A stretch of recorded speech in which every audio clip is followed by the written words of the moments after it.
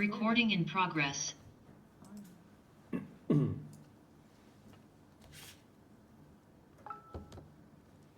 Good evening and welcome to the Select Board for Monday, August 17th, 2026. Time is 6 o'clock p.m. and we're here in the Land Use Hearing Room at Town Hall. Just a reminder that this meeting is being held in hybrid fashion, both in person and remote, and that all of our meetings except for executive session are recorded. If anyone else is recording the meeting, please make it known to the board at this time. Anyone? Sir. Clark with Westfield News. Yeah. Fred Gore, 40 Birchwood Road, audio and video. Fantastic. When we call the roll, Nicole Parker. Doug Moglin, Russ Anderson. Joseph Didi. Nadine Signoni. and if we could rise for the Pledge of Allegiance, please. Deb, you want to lead the pledge tonight? I pledge allegiance to the flag of the United States of America and to the republic for which it stands, one nation, under God, indivisible, with liberty and justice for all. Thank you. Okay, at this time we'll start with public comment. This is an odd week, so we'll start online. Does anyone online have any public comment? Hearing none, we'll go to the room. Is there anyone in the room that has public comment? Deb Harris, 3 Shore Road. This is in reference to an email correspondence trail between 2 elected chairpersons. I attended a meeting where this came up and requested a copy of these emails. People deserve and should expect cooperation and respect between those on the boards and commissions. The communication that I saw was disrespectful and actually rude. In case someone believes that the remark, "bless your heart," is not a crude statement because they aren't familiar with that particular assertion, I know it for what it is. I also asked 4 people and they also knew it was rude. The reference to using a whip, really? That chair knew the other person is from the South and it was clear they were referring to slavery. It was simply uncalled for and unnecessary. Differences between adults should be handled respectfully, not talked down to and spoken to dismissively. We have many vacancies on different boards and commissions, and with communications like this, we could find ourselves with even more vacancies. And frankly, as a volunteer myself, if someone was that rude, arrogant, and dismissive to me, as shown in these emails, and the town didn't ask that person to apologize to the other chair, I would reconsider volunteering. It's very apparent that Southwick needs a code of conduct for those working on behalf of the town and the voters. Evidently, respect is no longer to be expected, so I strongly encourage the Select Board and townspeople, if required, to implement a code of conduct. Thank you, and I look forward to a reply to my request. Thank you very much. Anyone else? Big crowd tonight, sure? All right. New business. First on the agenda is a visit from Alvin Allen. I believe he's online, correct? Yes. Town Planner, Economic Development Director, to discuss and possibly vote to create a Green Energy Bylaws Committee.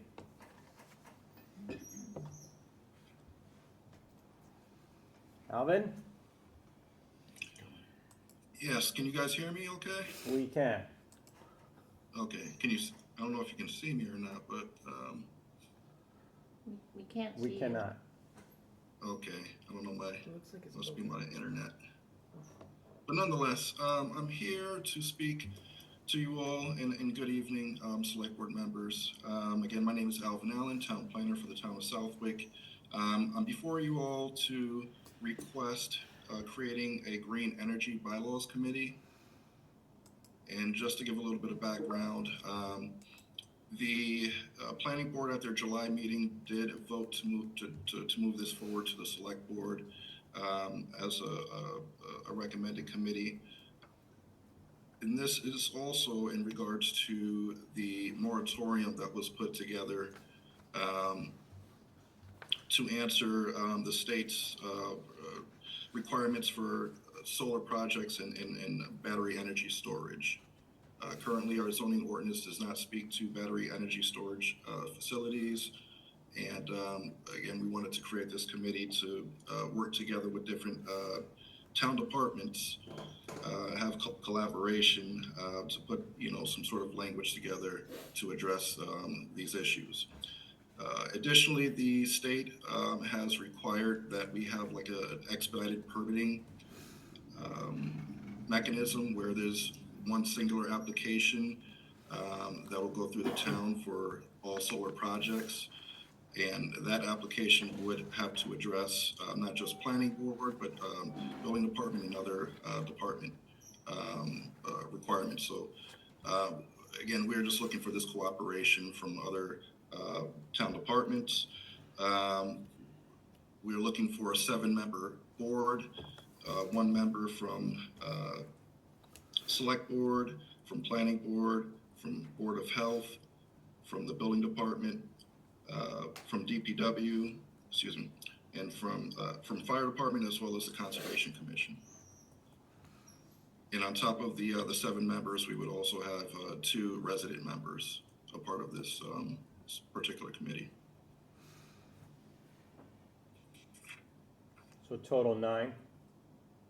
That's correct.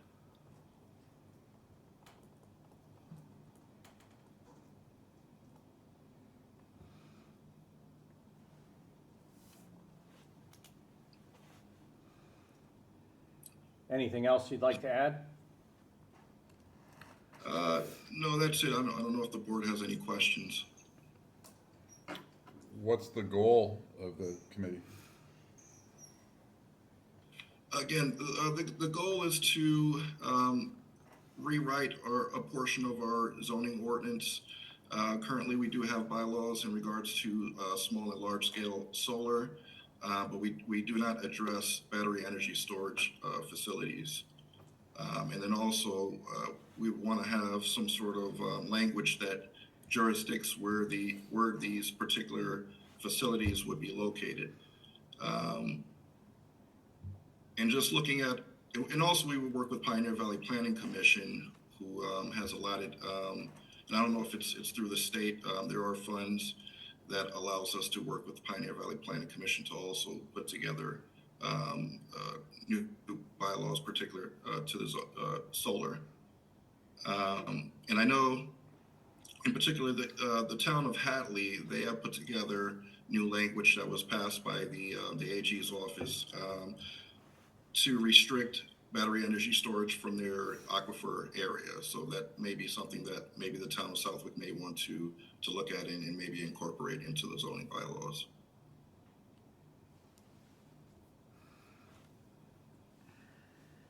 Are there any other questions? Isn't the state setting standards for the battery storage units? Aren't they, isn't that some of a ground floor part that they're doing with all this? Yes, the state is working with local regional planning agencies like PVPC. So again, we would be working with PVPC to try to update our language. But again, if we have this committee, then if there's any other concerns of the town, we may be able to beef it up with other provisions. Yeah, the state wrote a draft model bylaw for towns to go by, but then tailor it to yourself. Hopefully I it guess will my pass. question is, do we need a committee to do that, or could we use that as a foundation and then just have these people give their input where they need be, or through hearings, or my fear on a committee would be it's just gonna get slowed right down, especially a committee of 9. But I get the idea of it, but I don't wanna reinvent the wheel if we don't have to either. So that's my concern. Understandable, and again, this was a request by the planning board because they felt that this was a very important and large encompassing endeavor.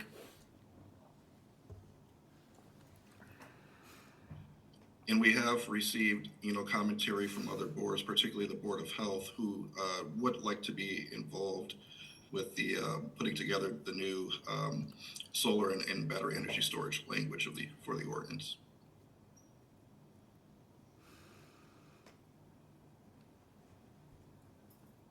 I think that's an important component too, because there's more than one swim lane in this endeavor, right? With under land use, under Board of Health, and also conservation. And good point about the aquifer, whether that's a suitable use over the aquifer or not. And given what we heard in public comment too, I think we have to make sure that those swim lanes are adequately represented and not just, bullied over. So it's kind of interesting too. I wonder if this would be a committee of, the way it's portrayed here is there's a select board representative, a planning board rep, and then a bunch of town staff. And so I don't know if this should be a committee from town staff, or it should be a committee of elected and appointed, or some hybrid therein. We've done both in the past, but it's an interesting request that we have here. Doug, this is Terry Putnam. May I make a comment? 5 Rising Corner Road. You just let me know if you want me to comment now or comment later. Sure thing, Dr. Putnam. I just like to comment to Russ's words a few minutes ago. There's a lot more to this than zoning. Each town has their own, depending on where the proposed site is.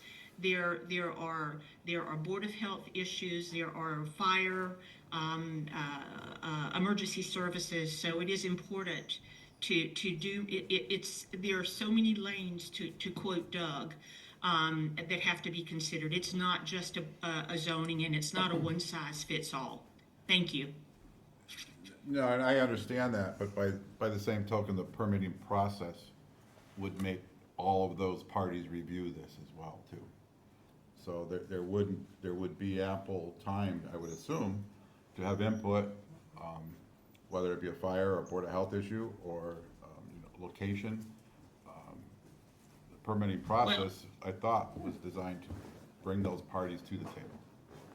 And my concern is we had no input into the moratorium from a public health perspective. So that's why I would push that it be more than just a review, because we have started our regulations that we're going to expect to see. Thank you. Joseph? I'm fine with trying it, and we'll see where it goes. Yeah, I think with a little bit of previous experience thrown in for good measure, certain applications will end up in front of multiple boards because they have multiple hurdles that they need to clear from a permitting standpoint. A residential subdivision doesn't just go to the planning board, for example. It also has to go to conservation. It may have to come through Board of Health.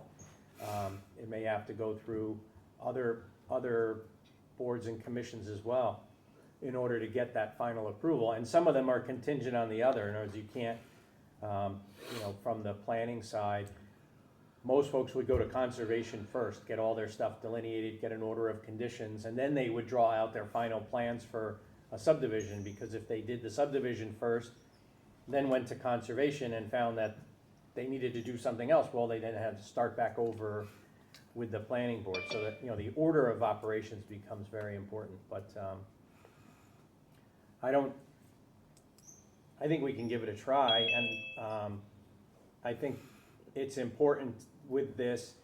To me, there's two things. One is that those swim lanes are represented so that all the parties that have a job to do under law, so whether it's conservation, planning, Board of Health, can adequately present that as part of a series of bylaws that may end up going to town meeting, and also DPW, fire, and others that'll be represented in there have a piece to make the job easier or reviewable when an application's in front of them. I think it's really important to get that done. And the other is, the planning board kind of rushed through a battery energy storage moratoria last year that was quickly rejected by the Attorney General after town meeting, because the state is driving this top down, you know, and before I climb on my soapbox and talk about duplexes and the state controlling zoning in general, but you know, they are driving the bus on a lot of this stuff, and you've got to stay in compliance with what they're doing, or all the work is for naught when you get to the Attorney General and they just say, you know, sorry, this doesn't pass muster, you know, with whatever we're doing with this particular bylaw or bylaws at the state level. So it's going to be important to work with someone like a PVPC and others that have a better, you know, a higher level view of what you can and can't do. Because there's things I'm sure that we would love to do, but you just can't, because the state is pushing this down onto the communities.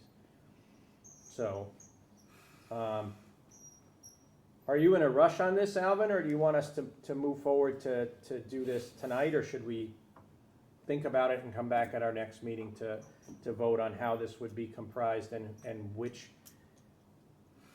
board this would report to? Yes, I'm not in a particular rush, so I can certainly allow you guys the time to just think it over, mull it over, and you know, figure out, you know, how we should move forward. So how does that work if the a committee comes forward with recommendations, it's recommendations for a bylaw? Mm-hmm. So would each department lose any flexibility in what they enforce because the bylaw overrides theirs? So whether it's a Board of Health or whether it's fire or whoever, do we run the risk of neutralizing based on where the thing's going and what it's doing? So there might be a case where the Board of Health has more concern or impact on something than maybe DPW does, or conservation. And through the permitting process, they have the opportunity to raise those concerns or enforce those concerns. Does the bylaw neutralize all of that and take that away from the independent boards? That's a question. I think you're gonna end up with multiple bylaws going back to town meeting and following the process that you have to follow for a respective bylaw. So, for example, the planning board would then, if they decide that there's a zoning angle to all of this, then they would ask the select board, because that's the process, to send a proposed bylaw back to the planning board to hold a public hearing. They then have their public hearing, close their public hearing.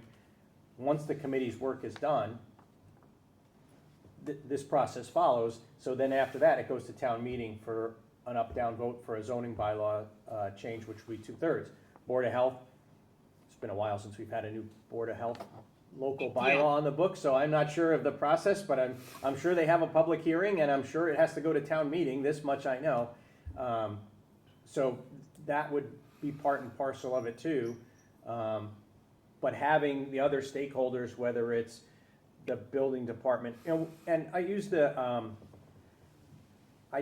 accessory dwelling or the Airbnb short-term rental bylaw as a good example. So that was a subcommittee that had a select board member, DPW director, the police chief, fire chief, a couple of citizens. It was 6 or 7 people. I'm sure I'm missing somebody who's gonna call me tomorrow, but there was probably 7 people on that bylaw, and then that ended up being a zoning bylaw, so it ended up coming back to this board to be sent to the planning board to hear. But the building inspector, that's who it was, building inspector was on that one too. There's your 7.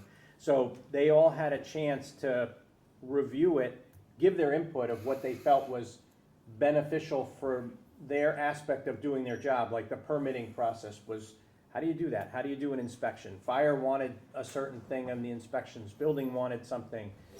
And so it was all baked into that bylaw that was then heard at the public hearing and then took more input from the public, and then eventually went to town meeting, and I think it passed pretty resoundingly at town meeting. And I think you'd see a similar scenario come out of this, where you'd have everybody have as a stakeholder to figure out where they would put what they needed and how to make it work. So if someone actually, you come up with some very restrictive things or some conditions on a permit for this type of use, but you don't make it practical to either apply, inspect, or provide, well, then the bylaw is pretty useless in the first place. So I think that's why you have, the committees get pretty big, but it gives everybody a chance to get their things that they think that they need to properly vet an application. Doug, you can tell me please tell me to shut up anytime. I would never. Would the select board be interested in seeing a checklist that I've been working on that actually outlines the lanes that we were talking about and what the responsibilities were?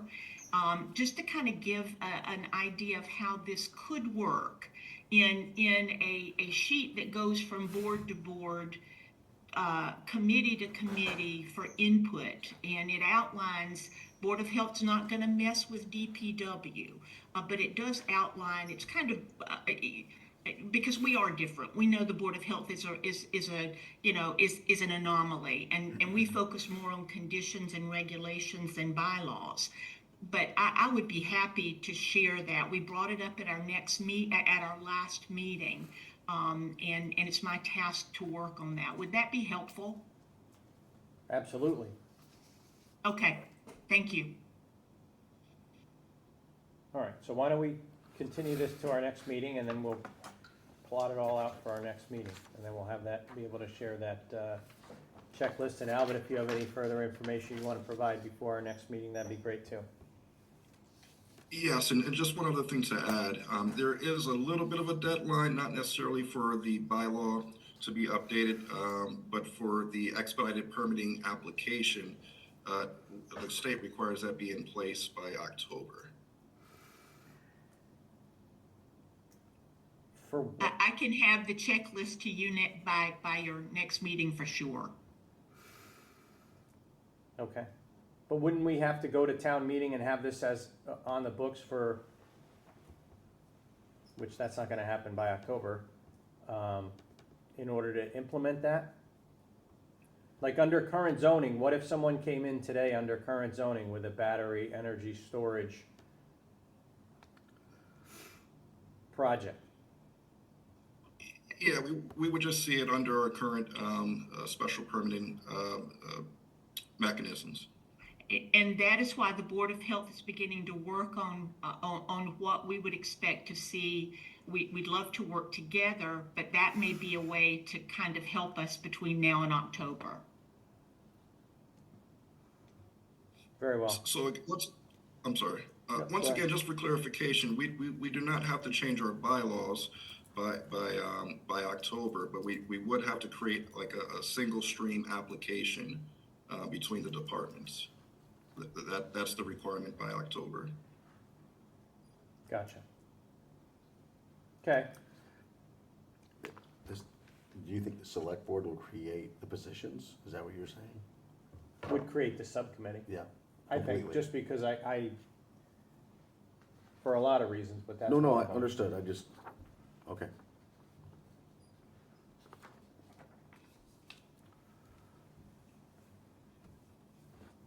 Thank you all for your time. Thank you.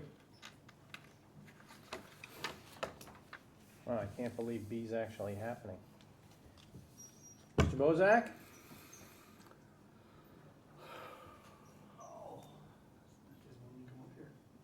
You gotta get your own chair. Yeah, BYOC. Rich Bozak, Southwick DPW Director. I believe right in front of you when we went, but there should be the Gargan Terrace bid award letter. The bid tab is on, we have the bid tab. And we're just looking to see if we can get the okay for that to carry on and move forward with that project. Palmer Paving did come in as the lowest responsive bidder at $213,018.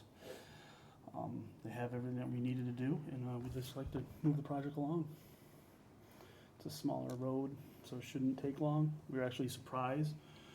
We like the numbers, so hopefully That's not costing obviously details and whatnot, any little extra expenditures that we're not thinking of. Detail's the biggest thing.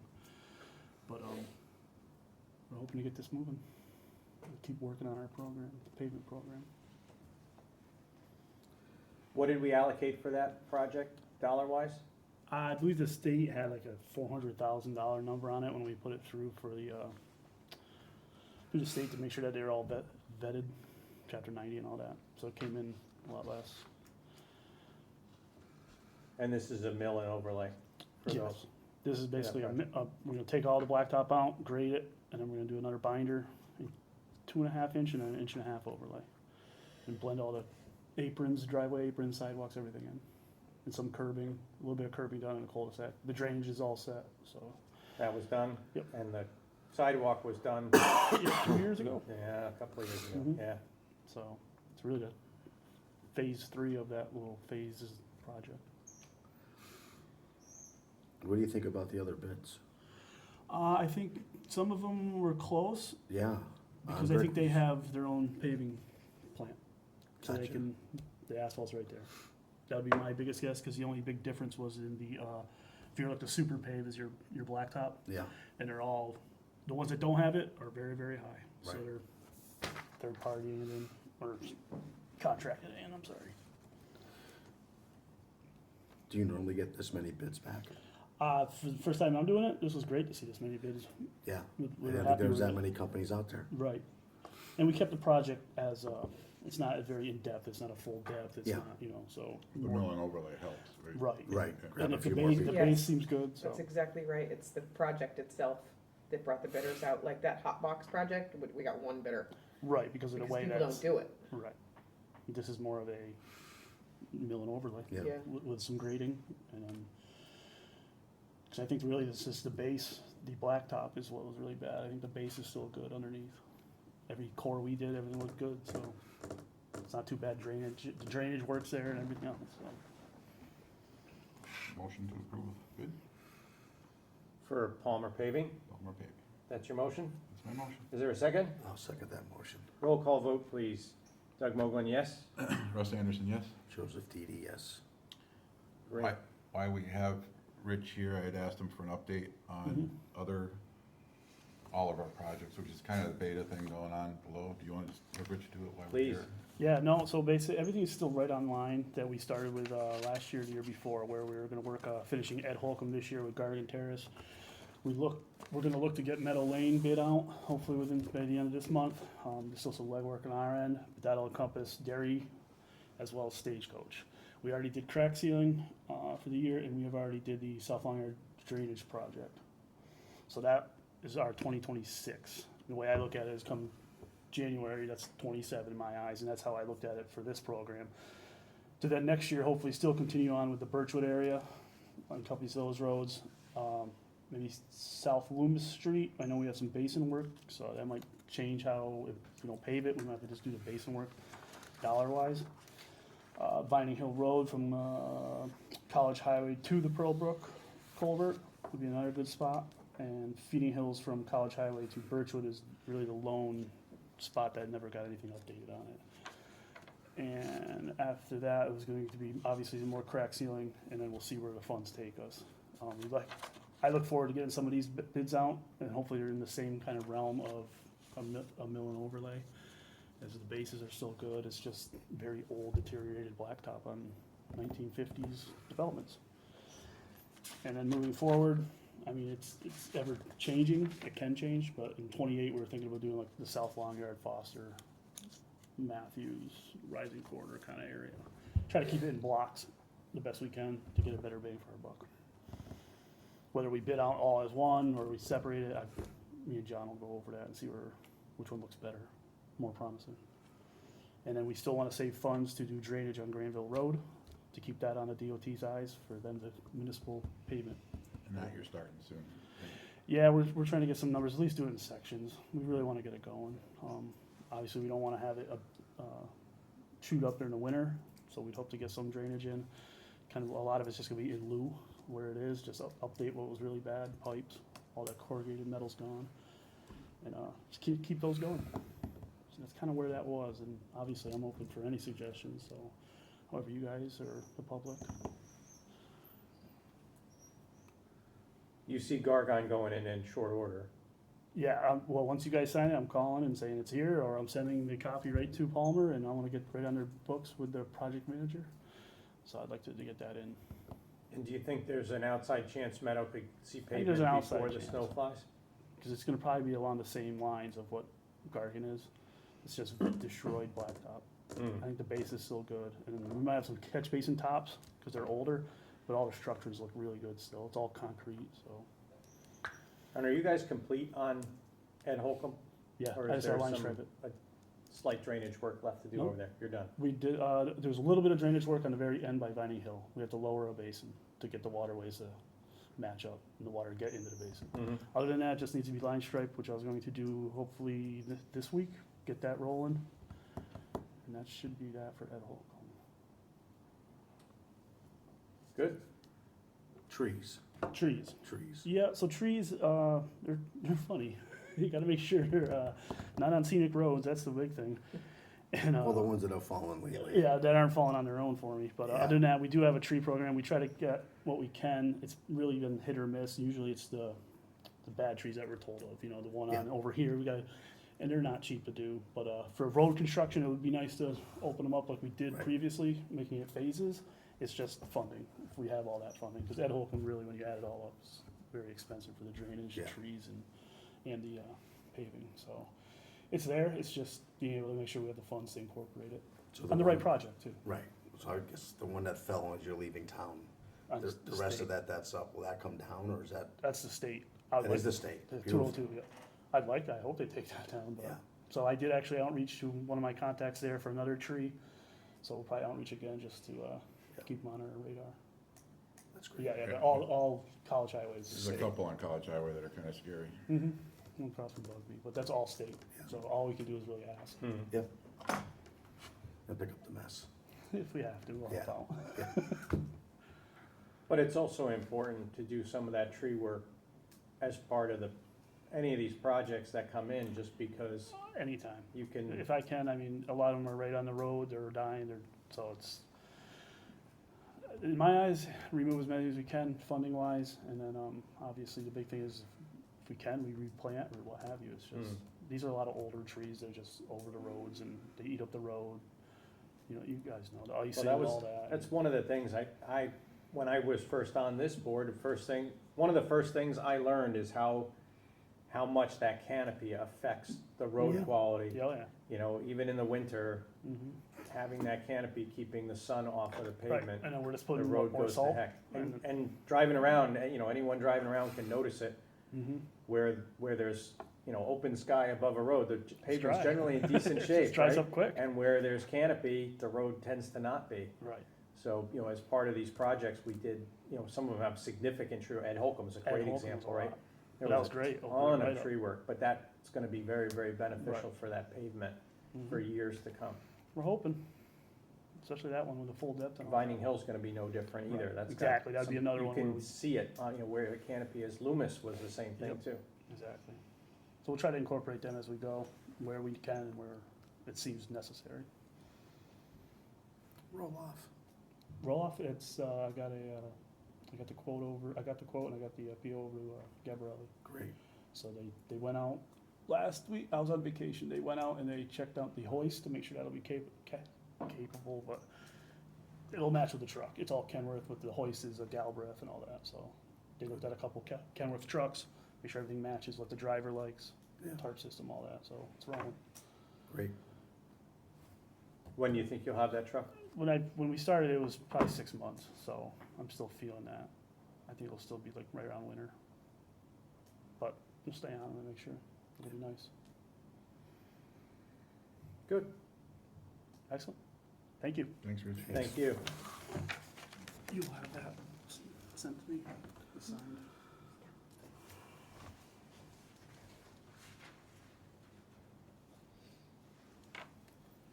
Okay, the next item on the agenda is, this kind of comes out of our discussion from a month or so ago about, with the purchase orders, and one of the one of the issues that came to the surface was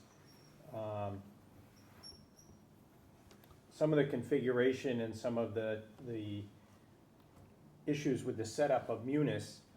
So if everybody's gone through that. And then about a few days after our select board meeting, I got a copy of this document, which kind of described almost to a T some of the problems that they were having, that we're having with Munis to enable kind of what we were talking about. And lo and behold, if you take a look at the date on it, it was almost exactly a year ago earlier that this report had been issued. So this is something that we should be taking advantage of, and especially the way they characterize some of these things as quick wins and some of these momentum builder type things, to go ahead and get those started so that we can get all of the employees, especially department heads, full access to Munis within their role so that they can submit their PO recs electronically, get them approved in the system, and get their POs back and encumber funds almost automatically. One of the things that we've done, just kind of as a first step, is the new, Jennifer, right? Yep.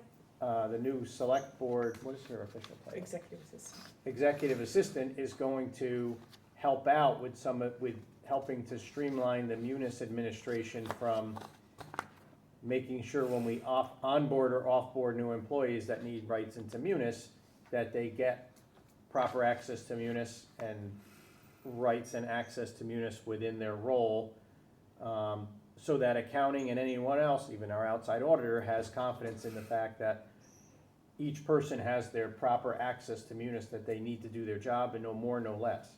But this was I read this a couple of weeks ago, right after the meeting, and it's kind of surprising because it does kind of go over exactly what we had kind of boiled up out of that meeting. Like, okay, the POs are a thing. Well, why are they a thing? And then it turned into a conversation as to why we are at where we are. And then this was who did this audit or review? Tyler? Yeah, Tyler Tech. So, With 2 days worth of interviews with all of our finance staff and me. 3 days, actually. So why did it sit for a year? I mean, it's perfect timing. Reading it, I thought it just got done. 100%, and that's when I went back and literally looked at the report and said, Yeah, this is exactly what we just talked about Monday night in our meeting, and, we kind of have it. So I think we just have to move it forward as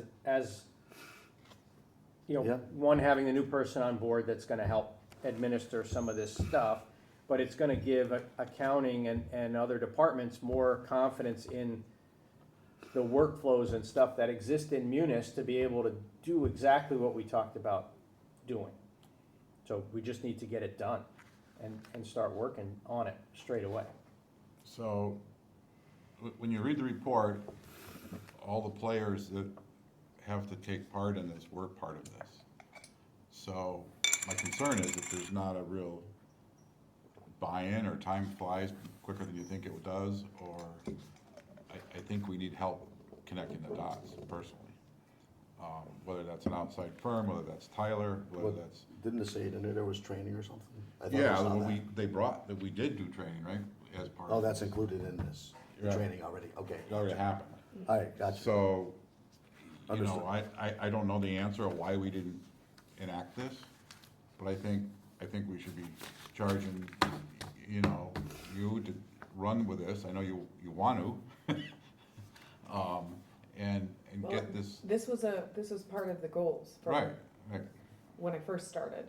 And so that's, I jumped into this and then got the report and gave it to the team. But, I guess with some miscommunication probably, or, just not following through, the report wasn't enough.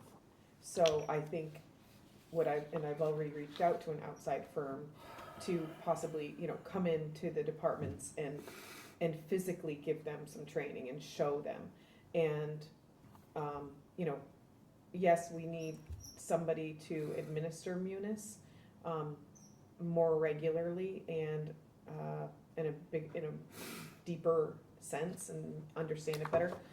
So we have tasked Jennifer to do that, and she's already I asked her to look up permissions today and see who has what, and she already did it. She already has a grasp on it. So I have all the confidence that she'll be able to do this. With her doing that, and with us being able to hire a consultant to come in and actually do some physical training for the staff, I think that we'll be able to accomplish a lot of I think they this. need to see how it, wow, that works good. Yeah, so it or wasn't, whatever.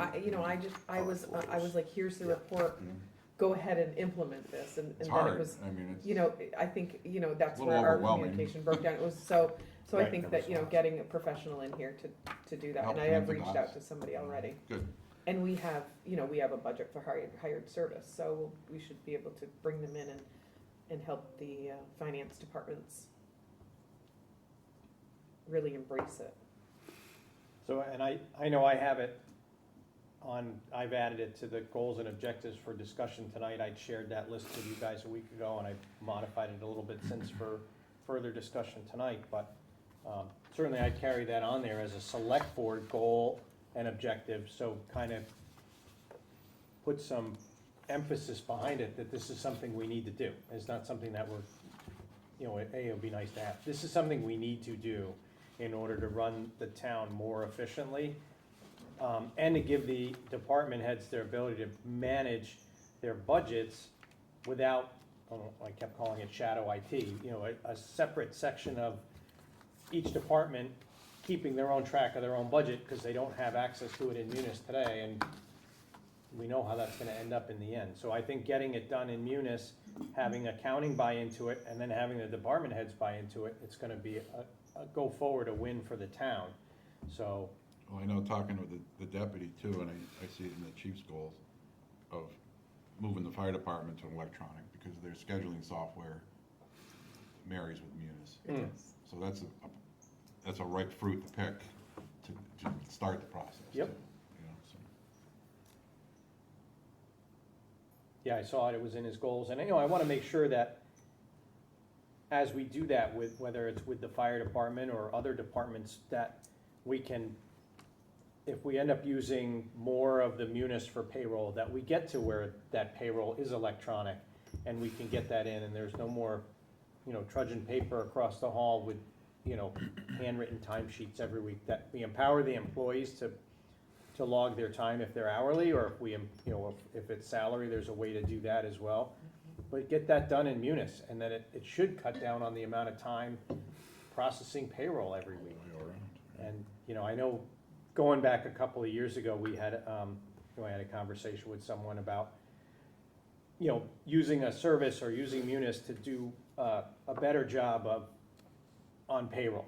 And they, the fire departments, with these crazy shifts, and the police department with the 4 and 2, and I just turned to him and I said, do you mean to tell me that in the entire United States, let alone the Commonwealth of Mass, there's not one singular town or city that has an electronic payroll system that works for them?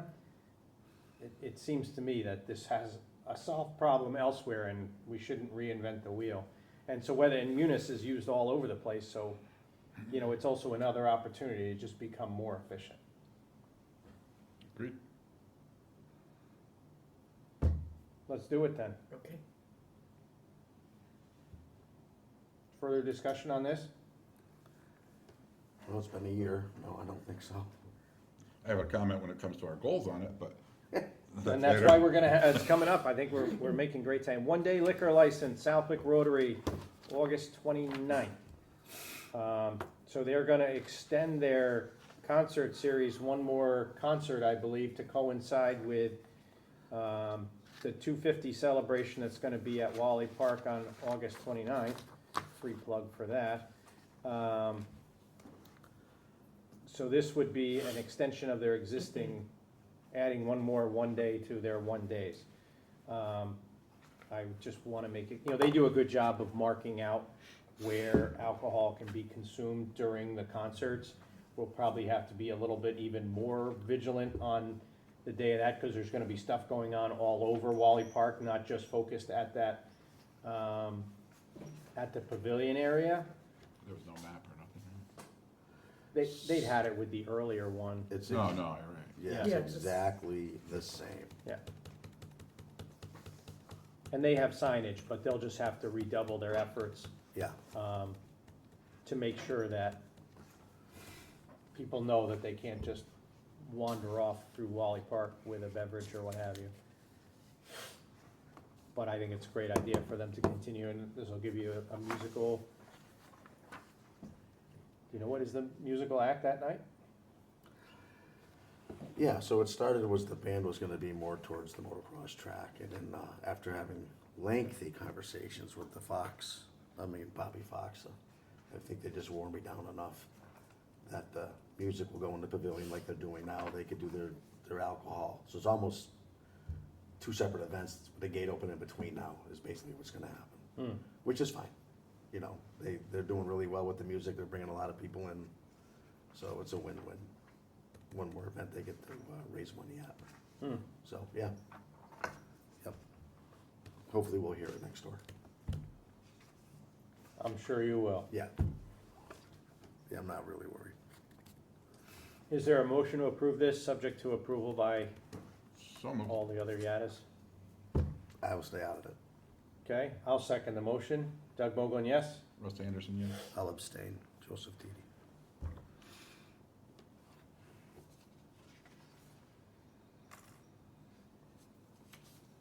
Okay, old business. I think we covered roads and beta update while Mr. Bozak was, well, he's still here, but while he was up here. Is there more to add on that, or we covered that pretty well? That's perfect, thank you. Okay, you want to move into goals and objectives?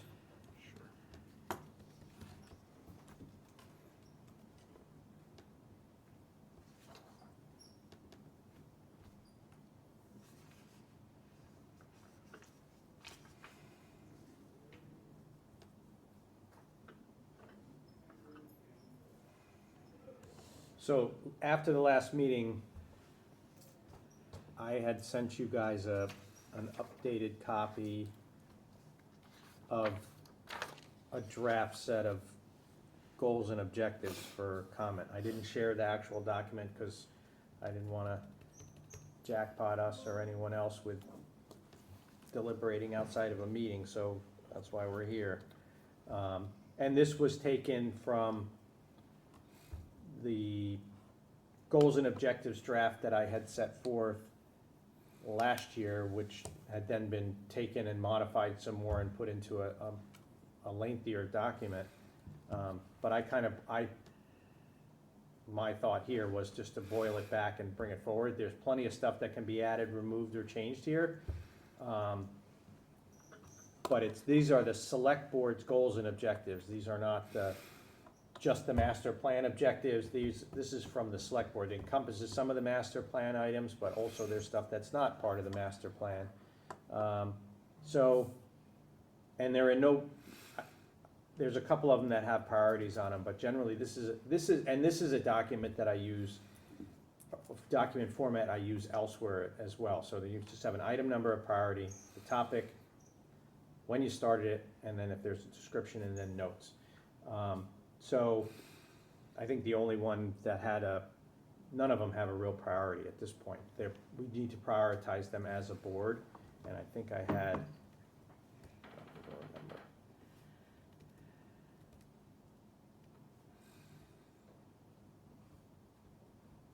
there was like close to 20-ish or 30-ish items on this list.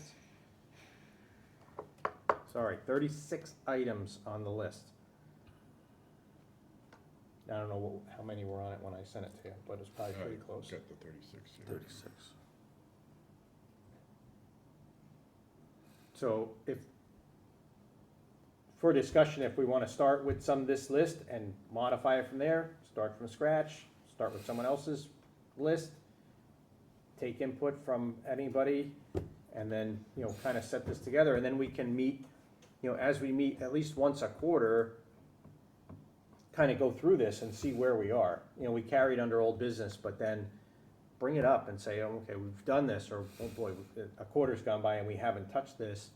Let's do that. So open for discussion, I guess, on this. Well, my general comment, after sitting through it a year, it's 36 things is way too much. And then never talk about them. Well, and I think that was I a mean, big some of them we problem. I accomplished, get it. but, Yeah, the website's done. yeah, there's a few There's things a that are few, done, yeah. but I'm not sure they were done being driven by our goals No. and objectives. Not one bit. I would rather see us take 3, 6 hot topics and move forward with them, and the first of the month, or, you know, whenever we get on a regular schedule, there's a certain increment that, all right, where are we with this? Is there anything new? And move on. I just, throwing everything on the list to me just didn't work. There's things that are really other departments' goals and objectives, not necessarily ours. So, that's my 2 cents. Mr. Didi?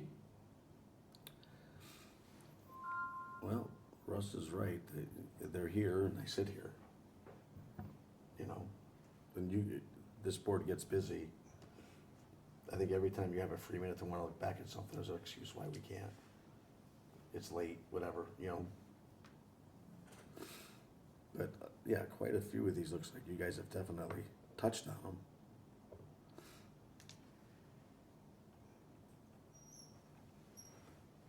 So you should probably go, you know, the website can get removed.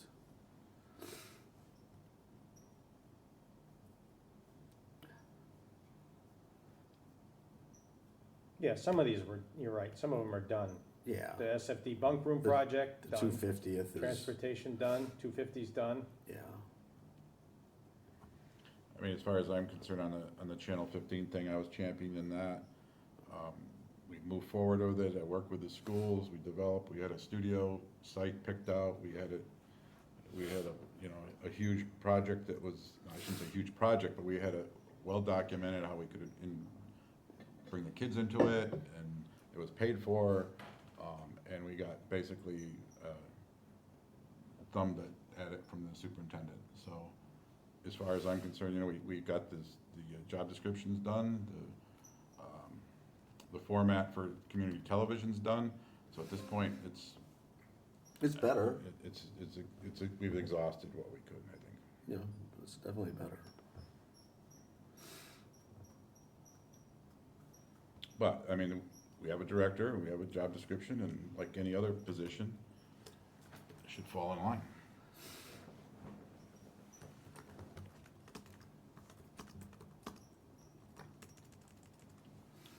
A lot of these are actually what we just talked about too, with the paperwork, Yeah, Yeah, so those all kind of, but I think that those, true, but I think that those are ones that we should follow through on and drive at. If those are like our top 5, well, let's put those Oh, on right, there as yeah. to it, and,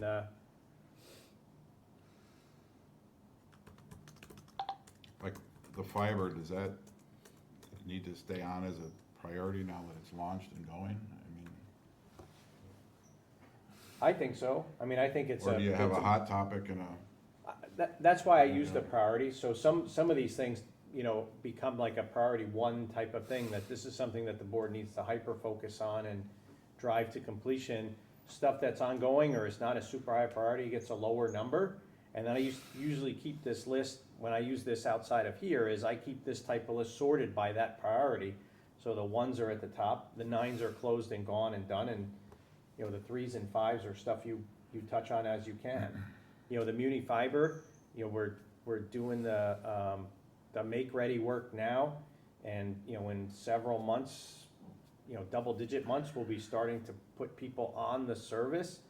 Then we'll be looking at looking at what the take rate is there, and then we've got to start thinking about what are we gonna do and how are we gonna move this forward? Are we gonna move this forward to the next phase with the next bunch of service areas? And the financing and all the stuff that comes with that. So I think it's kind of like the Complete Streets or Safe Route to School project. That's been on been on goals and objectives 10 for a years. decade. yeah. Have we been picking at it at every chance we get? Yeah, the sidewalks were done on Depot. Part of the powder mill redesign has a sidewalk component to it. it's kind of keeping that in mind. It's certainly not the number one priority of the select board right now, but it's something we have to keep in mind because it's something that we'd like to do. That's how I see it.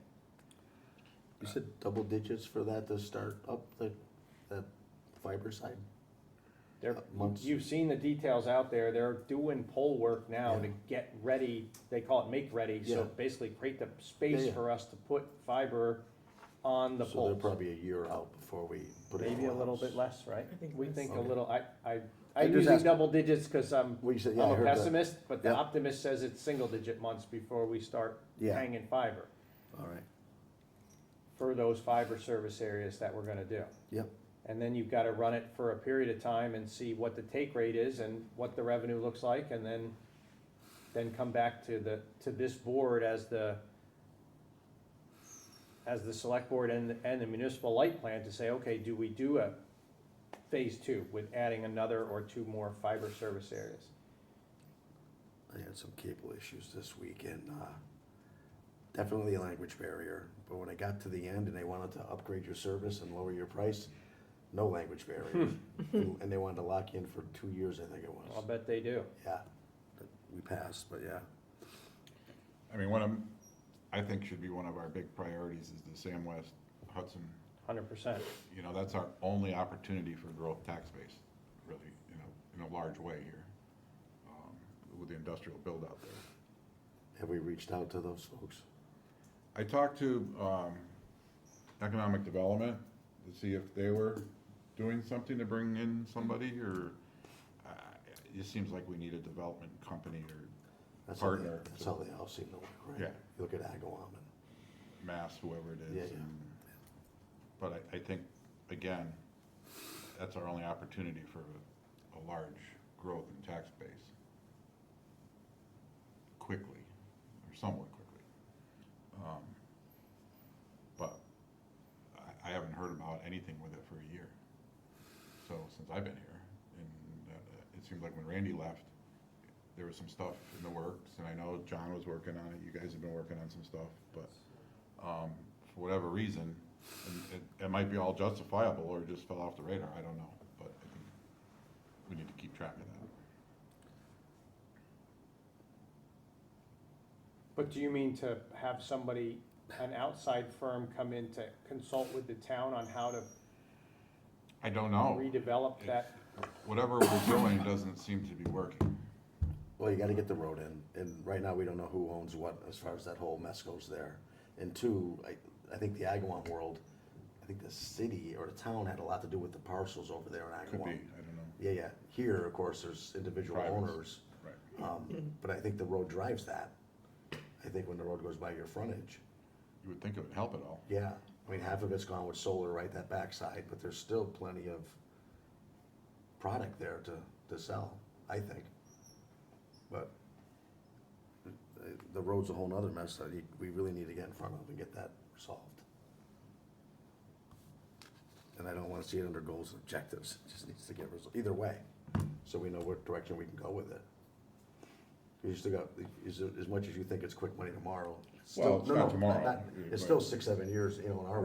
Right. Oh, Yeah, which is Right. quick, which Right. is quick, but, yeah, that process has to really get rolling. Yeah, there's some things that have to happen there with the existing landowner, to clarify what's going on over there in the first place. Right. And then we also have to involve, I've been talking about this for probably close to a decade. Yep. Unfortunately, but I'd like to see how we're gonna intersect Sam West, Yes. And the rail trail. Yeah, absolutely, and there's utilities and stuff there too, so it's not so simple as saying, oh, bury a pipe and put the yeah, rail trail through the pipe. There's gas lines and some other stuff going through there's a there lot of that stuff need to on move there, yeah. if you're gonna do that, because I think that that's a huge component of any redevelopment of Sam West and Hudson there. But then also getting the existing landowner to come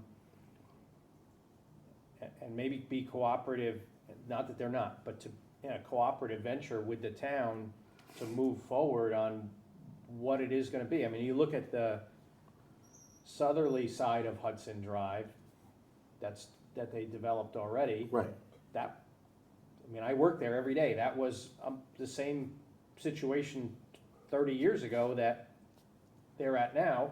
They chose to come in with a redevelopment plan for that first section of Hudson Drive and develop it. It became, from about B&E Tool north to Wally Way up until where they stopped, that was a subdivision that came in. Lots were broken out, street was put in, Right. utilities were put in. All by the same company that's still there, in the back. They developed, it predates me a little bit, Yeah, yeah. but I believe Yeah. that they developed the roadways there and came in Sure. front of the planning board for subdivision. You know, people think subdivision, they think houses, but subdivision is a subdivision. Right. And, you know, they put in, installed what became Yeah. Wally Way and the extension of Hudson Drive to a certain point. Yeah. And that's where it stopped. Now there's another parcel where they're done. They've got a solar project back there. There's another project that they're talking about over there. Well, Under that's- the special permit that they have, it's either a tree farm or they come back in front of the planning board for a special permit for a redevelopment plan back there. That's how I read the Right. special permits that go back, I think it's to the 70s or early 80s. That's where they should be now. And I think it's a collaborative venture between the town and them. Certainly it's their right to propose whatever they want, but I think collaboratively is probably a better way, especially with the time, energy, and money that's been spent on the Sam West Hudson connector to encompass that all in a future design for how that's gonna work. And then you can figure out what would go there, or what could go there. What? And you can also drive your own destiny, right? You don't wanna have, you know, maybe there's not a propensity to have a singular huge use there. No, Maybe but- they want me, you know, and I think, you know, if I can, you know, my own opinion, you know, like seeing Westfield Gauge or WGI, sorry, they're not Westfield Gauge anymore, WGI build a 60,000 square foot facility on a parcel there adjacent to their existing facility. It grows jobs. It's fairly low impact on traffic. You know, where I work, that's an 80,000+ square foot facility, pretty quiet. It's not driving a ton of traffic. It's adding more Right. jobs in town. And it's in an area that's suitably zoned for that use.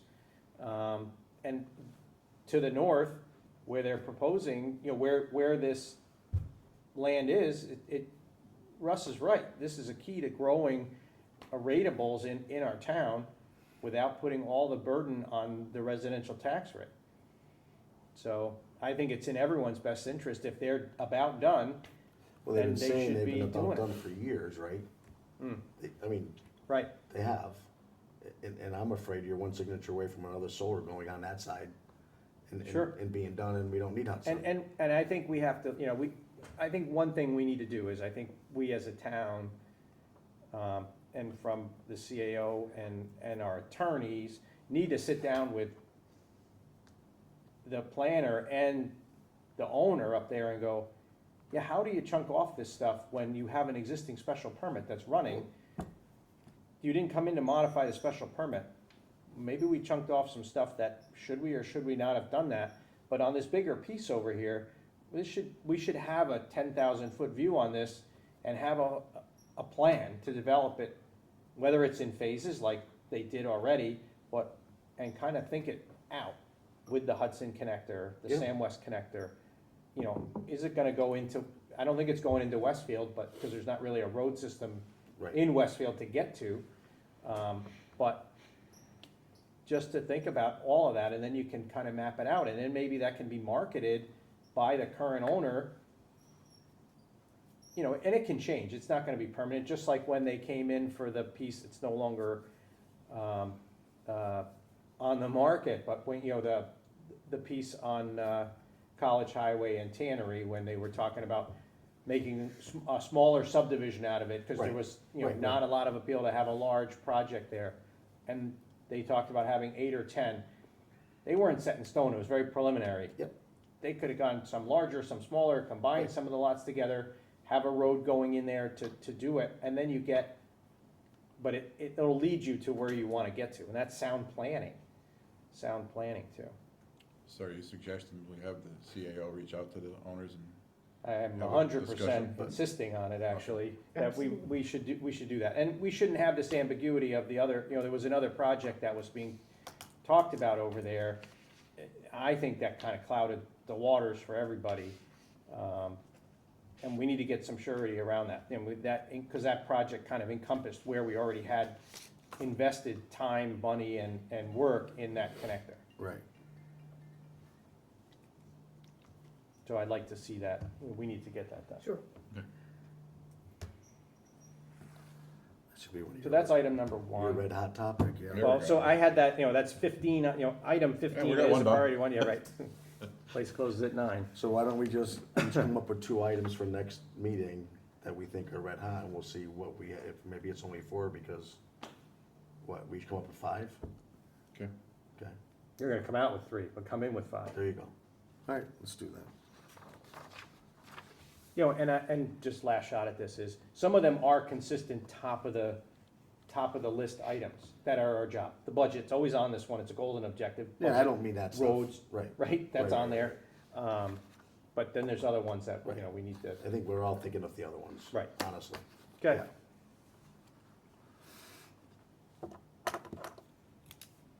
I have not received an update yet on the surveillance cameras.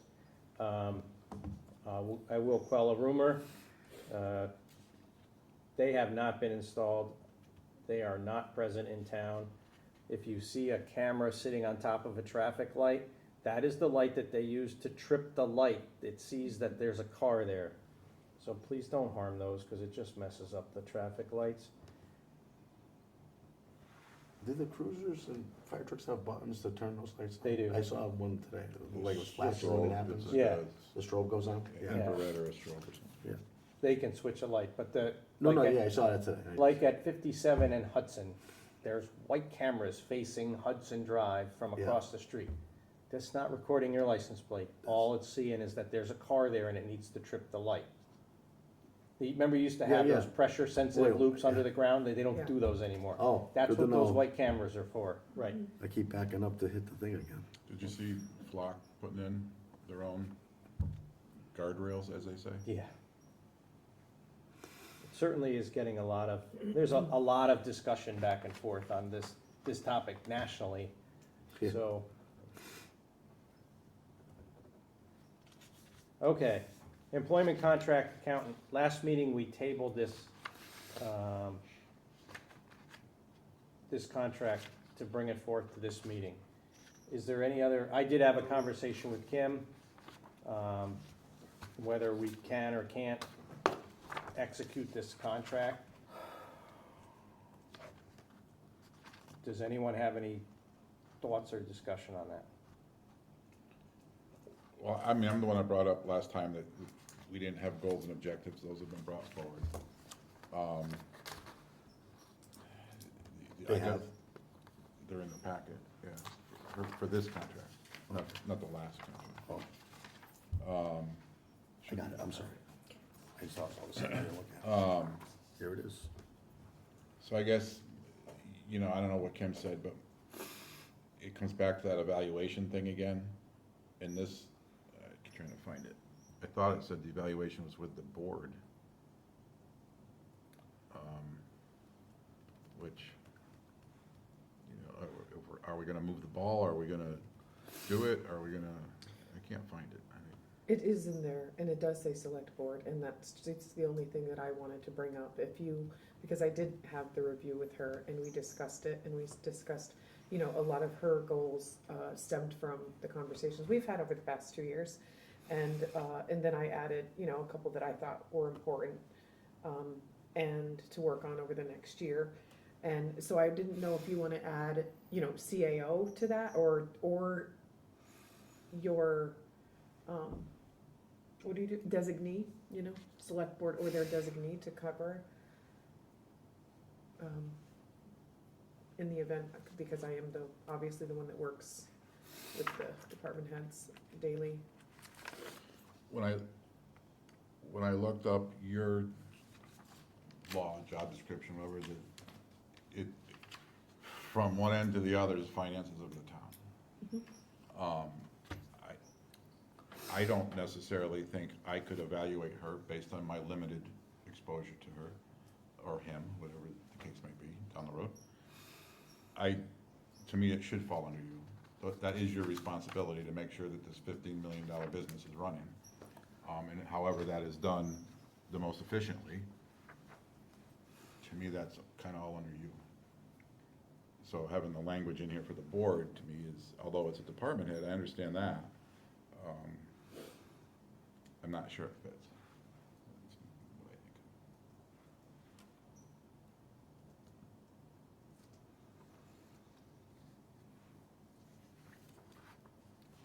And I don't know if it's as simple as, if you had this discussion or not, is it something we could simply approve with that alteration?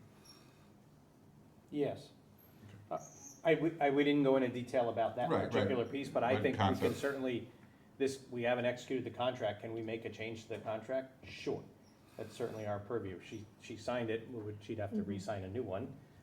But I don't, and I think under our local bylaw and executive order number 1, it's not an unreasonable change. And I think this language has probably existed for a long time in this 100 years. particular contract, right? So,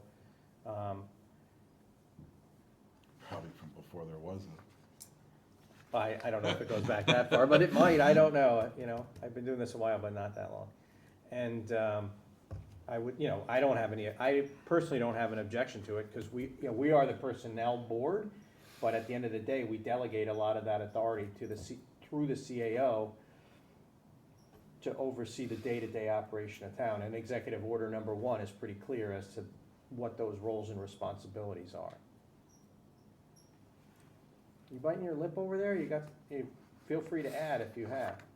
Nope, I'm good. Just checking. Joseph? I'm trying to find out what you guys are talking about. What exactly are you on? It's on page, It's E, performance evaluation, in her contract on page 2. Okay, thank you, Yep. thank you, thank you. Yep.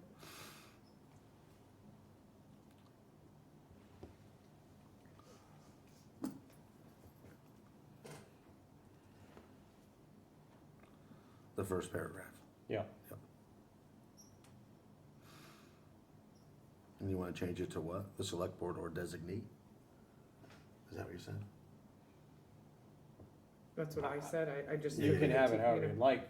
Yep. I think under the laws that we have for the CAO and executive order number 1, it would be appropriate to have that to be the select board and the CAO, or the select board and their designee, however, either way Okay, are understood, acceptable. yeah.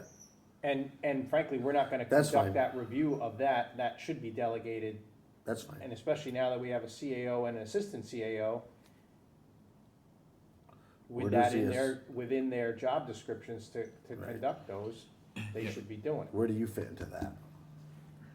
I could do that too if Nicole asked me to. Gotcha, that's how that would work, okay. Because then the item 3 on that paragraph is also that the select board shall provide the town accountant with a written summary of statement of performance evaluation, blah, blah, blah. Again, that should be. Both, right, Exactly. right. And just to get away from the town accountant, because I don't want anybody to misconstrue what I'm about to say here, but the CAO should be coming back to the personnel board to say, this person's doing a stellar job or a not so stellar job, and we need to be thinking about what we're doing here. Here's the review, here's what we worked on, here's where we need to improve, or it did improve or it didn't improve, and what are we gonna do next? And that's where item F probably, that probably is our purview as the That's us. personnel board. Correct, correct.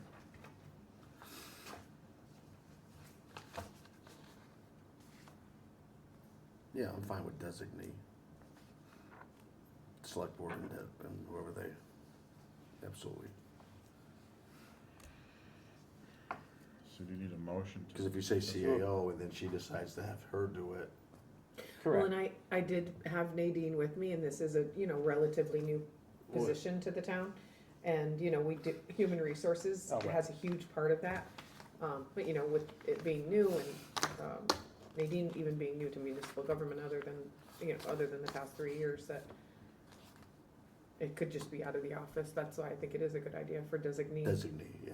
That way it Right. doesn't lock her in, because if she's out, you got her, Or even she might designate or she'd that do it down. anyways, right? Right, if you Yeah, wanna have true. consistency across it, yes, Right. the department heads report in through the CAO, but the HR function comes through, Her. so, Yep. We're working it all out. I know you are. Okay. So, So you wanna change that? I'd like a motion, I'd entertain a motion, and I'd like one as well, to modify the E to the select board, how did you want that written? Select board and, Or it's. or designated. designee, right? Or its designee Designee, yeah. for items 1 And three. and 3. E, 1 through 3. Yeah, E 1 and 3. Yeah. Wait, what about 2? 1, 2, and 3. Sorry, missed that one. 1, 2, and 3. And then, Yeah. if you're okay with that motion, then we would accept this contract as written. And then be regenerated but then you could execute it after, because we've approved it. I'll second that. That's your motion? I thought it was his motion. Oh, it's his motion, you're seconding it? All in favor? Doug Moglin, yes? Russ Anderson, yes. Joseph Didi, yes. Cool. I'm exhausted. Hmm? I'm exhausted now. Appointment of select board member to master plan implementation committee. Doug Moglin. Well, listen, Second. wait a minute. All those in favor? Joseph Didi, aye. Russ Anderson, aye. Yeah. I Next was question. gonna say, You're the smartest one in the room. Well, wait a You've minute. done the planning board Listen. forever, but you have. no, I And by understand that, but default, this you know isn't more a than all of planning us. board thing, this is a Oh, but it master is. plan. But here's the thing, Go ahead. if nominated, I will serve, but Good. I just I wanna made be, a motion, wait you a seconded it. second. Buddy, you're one step from being on this committee. I know I you don't am- have the time, but No, I'll make the time, I always seem to manage to do Okay. that, but anyway, this is the last year of my term. So this is a master plan with a vision towards 2040. So I think the only consideration I give to you is that you have 2 years at least in your term, you have 3 years in your term. If either of you wanted to serve on that, you would be able to guarantee to have a longer servitude to this committee than I can. your writing's on the wall, No, I'm not saying that at all, but anything can happen, and it will. And- Yeah. you know, so What, how much do they meet? once a month, I think. Like I said, if you guys want me to do it, I will do it. That was my main consideration of this, and that's why I've carried it on here, but. I mean, I'll do it. I don't think they're gonna be happy with me, but Well, they're not gonna be happy with any of us based on where we were last year, but and I think that, we have, I'll try it. How's that? And then when they throw me out, it's all yours. it's up to you. You're right about longevity. And I don't. It's a one-year Russ, if you appointment. want it, it's all yours. No, by all means, you can have it. I don't wanna step on anyone's toes. Yeah, I've been in worse situations. I guess I'll nominate Joe. Second, Doug Moglin, yes. Russ Anderson, yes. Oh, yeah. Boy, that backfired. No, honestly, I don't care. I struggle with the whole master plan, so Yes. I may as well get involved to I just, should bring up my notes that I keep for these meetings and then never refer to them once. Mm. I want to give you an update on an agreement that we voted to accept at our last meeting with our lovely neighbors to the north for the weights and measures. We had executed approximately a 15-year agreement. yeah. I think it's a 5-year Yes. extensions. Yes. However, Mrs. Parker went back to them and asked them to think about what they were proposing, and they were able to lower the number a little bit for the first year and then have an escalator through the first 5 years. And then Okay. we would, Get back to beyond where that, they- we'll renegotiate it as an extension with a number in outlying years. So I just need a motion to reaffirm that contract, since it's for less money than we had originally voted to approve it. So, I'm bringing it up under old business, because it kind of came up, this past week or so.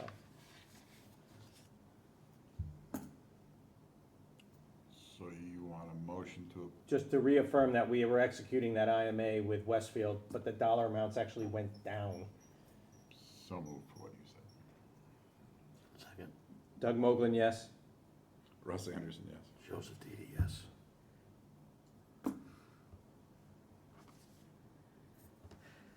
Okay. Before we go into some other stuff, I have a couple of old business items. One, I just want to congratulate the Agricultural Commission and all of our local farms and businesses that participated in Open Farm Day yesterday. They negotiated for excellent weather. It was very well attended. Some of the displays were very, very educational, and a good time was had by all. I think this was their 4th Open Farm Day. So hopefully they continue the tradition, and thanks to all the businesses and farms for opening their facilities to the public to trample all over the place and learn about what they do over there. So kudos to them. Next, I have an announcement from Chief Stefanowicz to be read at the August 17th meeting. The fire and police departments would like to invite all board members, town employees, and residents to please join us for our annual 9/11 memorial ceremony to be held on September 11th at 9:40 in front of the Southwick Fire Department. Light refreshments will be served following the ceremony. This is the 25th anniversary of that day. That ceremony is always very well attended at our fire department, and I encourage anyone to take a moment out of their day on September 11th and attend this memorial. Okay. Miscellaneous correspondence? Anything significant? Nope. Warrants. Acknowledge payables warrant number 2705 dated August 10th in the amount of $336,242.48. And acknowledge another payables warrant number 2704B dated August 3rd, 2026 in the amount of $286,098.25. I have one thing I want to bring up at the end, but is there anything else for the select board meeting this evening? We are going into executive session, correct? We have minutes. Yeah, minutes, yeah. Oh, yeah. Open session minutes from June 22nd and July 6th. I need a motion to approve those. Make a motion to approve. I'll second them. Doug Moglin, yes? Russ Anderson, yes. Joseph Didi, yes. And we have executive session minutes coming down from August 3rd. Oh, you weren't here. You wanna look at it? I wasn't here? No, you, no, you weren't. Who are you looking at? Russ, I'm Russ looking at wasn't here Russ. for Okay, that. I You wasn't left here, the that's session. fine. Russ, All right, you were here, you weren't here for executive session. right. I know, that's fine. Okay, yeah, I'm gonna tell you, Don't hand me a paper then. I was trying not to. Yeah. You looking at me?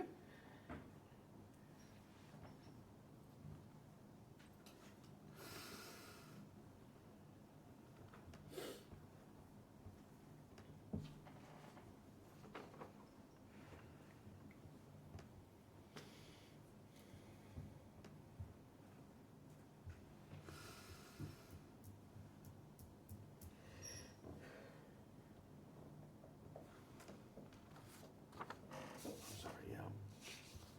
I'll make a motion for the minutes of August 3rd executive session. I'll second the motion. Doug Moglin, yes? Russ Anderson abstain. Joseph Didi, yes. Thank you. Got anything else for the select not. board tonight? Mr. Anderson? Nope. Mr. Didi? So you guys are working on goals and objectives, right? Yes. That's probably, all right. I did stuff on them, I'm just gonna email it to you for ha-has. So you have it. And I'm, before next meeting, gonna reach out, right, for the Sam West extension. I would hope so. Yeah, okay. definitely. Nadine? All set. Go ahead.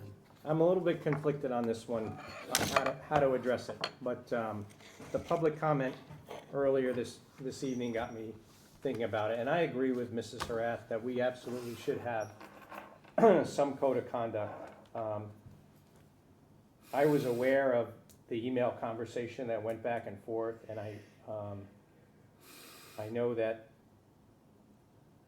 it went to town council to take a look at it. And it was looked at from the perspective of, did it constitute an open meeting violation by another board? But to me, that wasn't the point of the whole thing. I found that email frankly shocking at first when I first read it. And I thought it was absolutely beneath the person that wrote it. And I found it incredibly insulting and demeaning to the person to whom it was addressed. I personally reached out to the person to whom it was addressed and had a conversation with them and made my feelings known. And frankly, I think it's beneath the person who wrote it. And Deb, I commend you, because I think you summarized it better than I ever could, in that we have so few people that come out to serve on a board or commission, to dedicate countless hours, both in meetings, outside of meetings, going to seminars, learning all about their role and their position and what they should do. And to have another person, another elected, as a matter of fact, even the chair of another elected board in town, demean another member in such a way, it's really not good for the town, and not good for, it's not good for that person, it's not good for the person that they were demeaning towards, and I would think that person really should reach out and publicly apologize to the other. And I personally would be very much in favor of having some code of conduct. As far as, we've always, and I've had conversations with plenty of people who I politically disagree with, to the point of where we may raise our voices on issues, but then we can go and sit down and have a glass of water or iced tea or something and we go about our business. That's always been the way we've done it in Southwick.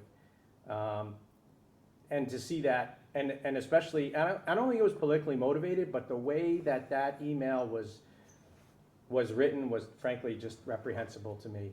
And to the way, one person could read it and say, well, if you read the words on the page, they just mean what the words on the page are. But we're smarter than that, and we could see the references and the meaning behind that. And I just think I didn't want to be silent about it any longer, and I wanted to call that out and say that we just can't have that, especially from two elected or appointed or any people that are on a board or commission or an employee of the town in working with boards and commissions. Because, working in government or working on a board or commission, yes, sometimes it's frustrating because the process is slow, but it's slow by design so that there's dialogue and there's input. And we, sometimes we get impatient with the pace of things.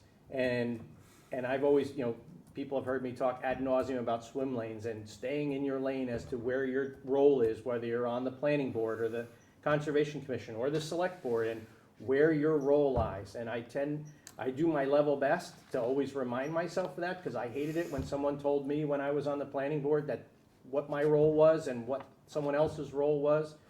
I hated being told what my role was by someone who was interfering in what I called my swim lane. So, I understand from, with the Board of Health, they have a lane that they swim in. They have an absolute seat at the table for some things. And whether, an invitation to a meeting was an oversight or not, the reaction